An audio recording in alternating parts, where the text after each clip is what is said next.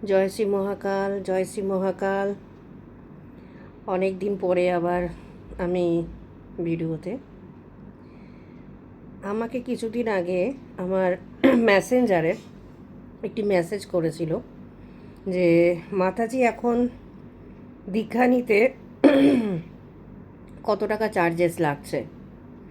আমি অনেকগুলো জায়গায় কথা বলেছি, সেখানে বলছে 25,000 টাকায় নাকি দীক্ষা দিয়ে শাক্ত অভিষেক করে আবার পুণ্যাভিষেক করছে। আবার কেউ কেউ বলছে 30,000 টাকায় নাকি আজকাল দীক্ষা দেওয়া হচ্ছে, সাম্রাজ্য অভিষেক। তো এগুলো তো স্বপ্নেও কল্পনা করা যায় না যে এত টাকার বিনিময়ে দীক্ষা। সব থেকে মজার কথা, 20,000, 30,000, 1,00,000 কেন,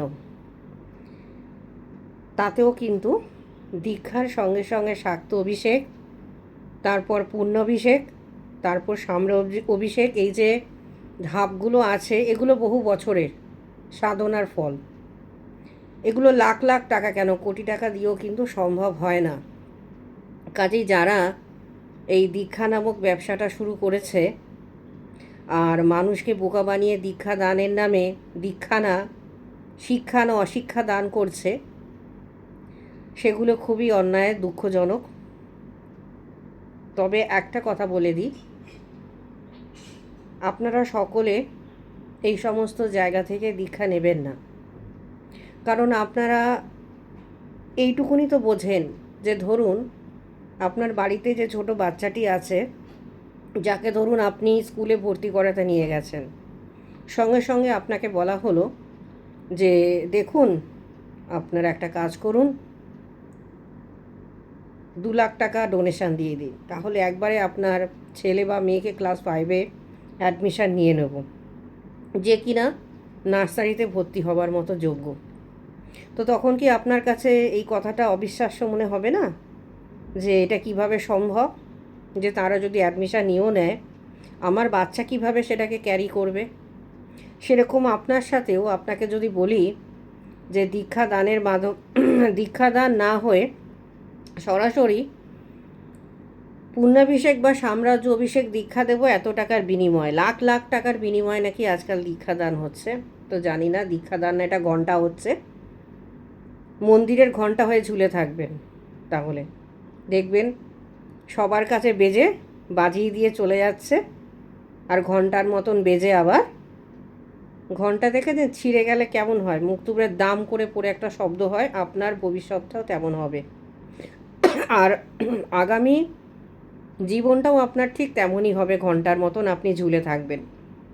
যদি আপনাদের কারো ঘন্টার মতন ঝুলতে পছন্দ হয়, তাহলে অবশ্যই আপনারা সেই সব ব্যবসায়িক প্রতিষ্ঠান যেখানে 25,000, 30,000 টাকা দিয়ে দীক্ষার বদলে, দীক্ষা দান তো অনেক পর, তার উপরেও চলে যাচ্ছে, সেখানে সাম্রাজ্য অভিষেক পর্যন্ত যেখানে চলে যায়, সেখান থেকে যদি মনে হয় যে আপনারা নিতে চান, ঘন্টা হয়ে ঝুলতে চান, একদম নিশ্চিন্তে আপনারা ঝুলতে পারেন। সেটা আপনাদের নিজস্ব ব্যাপার, আপনারা কিভাবে থাকবেন, যে মানুষ হয়ে মানুষের মতন বাঁচবেন না ঘন্টা হয়ে মন্দিরে ঝুলবেন, সেটা সম্পূর্ণ আপনার নিজের ব্যক্তিগত ব্যাপার। আর আগামী পডকাস্ট আমার সুলেমানি নিয়ে আসতে চলেছে। সুলেমানি কী, সুলেমানি তন্ত্র কী, অবশ্যই দেখবেন। এবং আমার ইউটিউবে কিছু পাষণ্ড আছে, পাষণ্ড বলবো না বরাহনন্দন বলবো জানি না। বরাহনন্দনটা হচ্ছে শুদ্ধ ভাষায় বলছি, শুদ্ধ বাংলায়। বরাহনন্দনকে চলতি ভাষায় কি বলে সেটা একবার আপনারা দেখে নেবেন, জেনে নেবেন যে বরাহনন্দন মানে কি।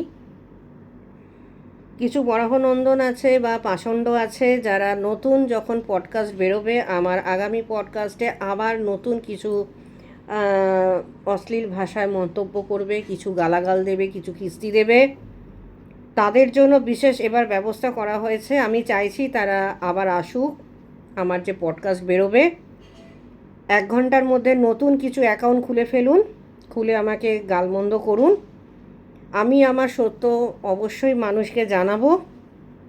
আপনাদের যদি কোনো রকম সমস্যা হয়, ব্যবসায়িক প্রতিষ্ঠানের জন্য কোনো সমস্যা হয়, তার জন্য আমি দায়ী নই। এবার যদি আপনাদের ইচ্ছা হয় যে আপনারা আমাকে অকথ্য ভাষায়, অশ্লীল ভাষায় গালাগাল করবেন, একদম করুন, তার জন্য পদক্ষেপ নেওয়া হচ্ছে, আমি চাই করুন।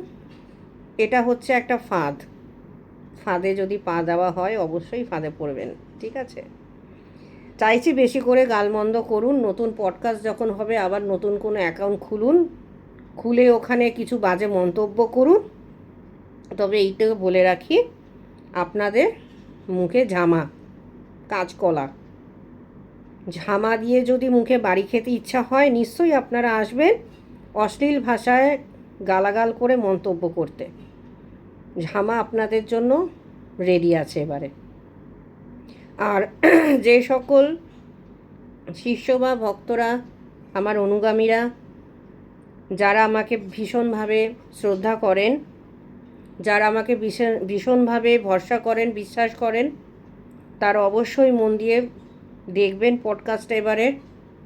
এবং সেখানে যদি আরও কিছু আপনাদের জানতে ইচ্ছে করে, আপনারা নিশ্চয়ই সেখানে কমেন্ট বক্সে গিয়ে কমেন্ট করবেন। যাদের যাদের পডকাস্টটা ভালো লাগবে তারা শেয়ার করবেন, তাহলে আমারও আগামী দিনে এরকম নতুন নতুন ভিন্ন তথ্য দিতে ভালো লাগবে।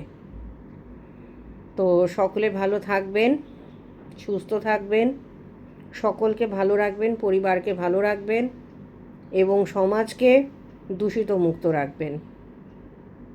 জয় শ্রী মহাকাল।